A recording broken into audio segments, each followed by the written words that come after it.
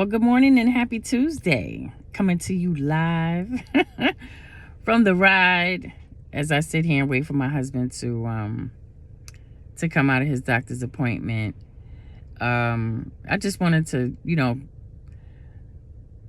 just hop in and kind of go through some things that have been on my mind. But first, as always, I have to give thanks and praise and welcome in the spirits of my ancestors who continue to guide and uplift me. If it weren't for them, I would not be in the spaces that I'm in, walking with the courage and the perseverance that I do. So, and may the spirit of resilience continue to walk with me. But lately, gosh, where do I start?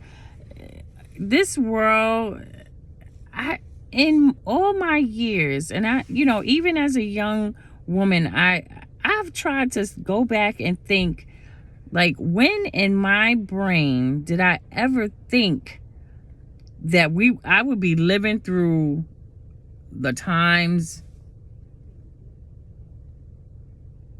that I'm living in now? Like, when? Never, ever. I'm sorry, I was just trying to see who that was rolling up on the ride. But we are in chaos and confusion, and it makes many of us angry and disheartened and just fearful and all the things. And if you're a mama, I know that many of us carry the weight of everyone on our backs, and we are the pillars, right? And so when stuff is hectic, we carry that weight, and we try to smooth things out for everyone. But these past couple of weeks, and I haven't recorded anything for my podcast in a while, because I've just been in a space where I'm like, wow, it's just so much to talk about and so much to cover and unwrap. I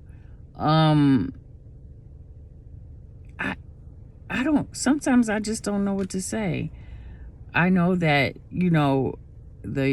our children, and I say this because I know I've been reading some articles, and some of the parents have been going through it, honey, because their babies have been out for the snow days and so forth and so on. But to me, I guess because I have been a homeschool parent, and I'm also an old school parent, so I just have a problem with parents not engaging with their children. And I say that and don't get me wrong, I use technology at times as a parent. Richard Scarry's videos, because it was teaching them the ABCs and the 1, 2, 3s. Shout outs to the backyardigans for holding me down, especially when I had 2 under 2. But there's a level of engagement that is missing. And when I talk to a lot of my teacher friends, they're in classrooms with young people who just really don't know how to communicate very well, who don't know how to socialize very well. And it puts a strain on the overall culture of the classroom. And I'm saying, what is it? As parents, we're the first teachers, right? So we're supposed to be enforcing what's right and what's wrong, and how to interact with people, how to share, and all those wonderful things. And I feel like maybe that's something that's been missing with a lot of the young people, and especially the littles. I call them the littles, because they are the iPad generation. And it's also interesting, always the educator. It's also interesting that there was a I cannot remember his name, honey. That menopause brain fog kicks in, and it's like bloop. But there is a scientist he was originally a classroom teacher. He became a doctor. He got his doctorate and so forth, but he's a scientist. And his research is all about the disconnect that has taken place and the decline in academic success since technology has been, I'll say incorporated into the classroom, right? And at first I was like, well, it's important to use technology. This is the age of the future, blah, blah, blah, blah, blah. But also it takes away from that human interaction, that energy that we get when we're talking to someone versus face to face versus, virtual. And I'm thankful for FaceTime. I'm thankful for being able to sit in meetings back to back that take place in Colorado or, Florida, whatever the case may be. And I can sit there and be present. And forgive me if I feel like if it sounds like I'm rambling, but I'm really not. I'm gonna bring it home. I'm really saying this because I'm looking at a lot of the data and a lot of the information that's being put out, and particularly in my area. I know it's nationwide, but in Maryland, and particularly in my county, there's been such a decline in the graduation rate. Like, there are more students that are dropping out than they were 2 years ago. There are more students that are failing state assessments. And don't get me wrong, I am not a fan, right? Because I know there are plenty of other ways that we can assess our young people to see if they're on par, where they need help, and so forth and so on. But some of my friends who are into data will probably dispute that. But I believe that there are so many other ways. But bigger than that, what is going on in the schools? You have teachers that have just had it, and they're like, I'm done. I can't do this anymore. Students are not happy. Like, why are we still running the same hamster wheel? Why is there such a lack of innovation in so many of these schools? But they continue to want money, right? You got in my district in particular, they lost about 2,000 and almost 3,000 students. That's crazy since last year. How could you let enrollment drop like that? But I go back to what is being done in the classrooms, in the schools, with the curriculum. What is being done so that kids not only come to school every day, because I know attendance rates are low, but when they come to school, they're enjoying what they're doing. They're bonding with their peers and not trying to fight. And they're engaged with the materials and the lessons that their teachers are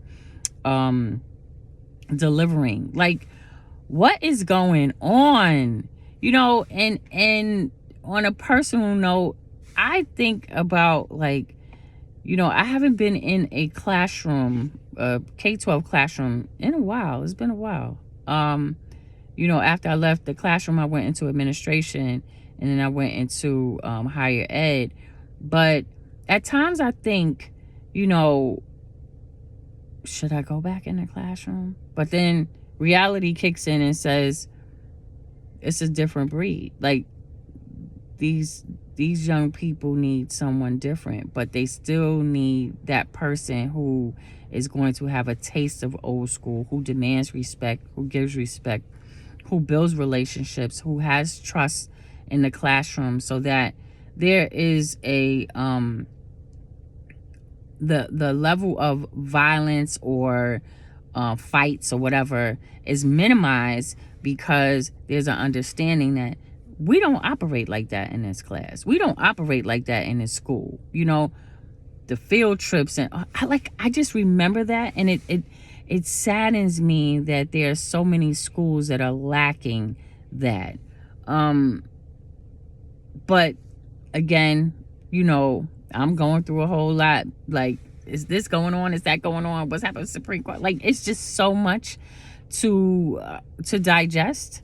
But the educator in me just could not let this rest without speaking on it, and calling people out. Like, what are you doing, administrators? What are you doing, teachers? What are we doing, parents? Where's the community, right? Where's the school community, and how are we coming together to get these babies prepared for the future? You know, I don't want nobody. We already got people, goofballs in office, losing our money and playing games and oh God, I don't want to go into it. But anyway, I'm just gonna send lots of love and positive energy and continue blessings to everyone, and hoping that, you know, we'll see brighter days very soon. You know, my grades are coming in crazy, and eventually it'll all be great, because I'm, you know, I get stressed worrying about my children and my future, and other people's children and their futures, and what our world is going to look like. So thank you for giving me this space. Thank you for giving me the time. And, you know, coming off of a spiritually charged weekend with, you know, if you really know me, you know how I feel about Malcolm X. So his, the date of his assassination was Saturday. And then Sunday was a 222 portal. And it was just powerful, spiritually powerful.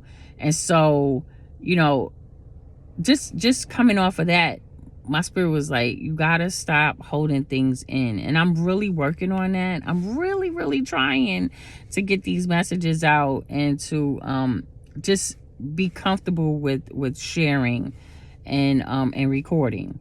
Because if you know, you know, right? But with all that said, I'm wishing y'all nothing but love and peace. And I'm gonna plug my podcast because I haven't recorded, but please catch up on the episodes. I have some ideas for some more stuff coming through. I thank you for believing in me. I thank you for supporting me. And I just thank you for being a part of my circle. And please be safe out there. Please take good care of each other. And until the next time, see y'all.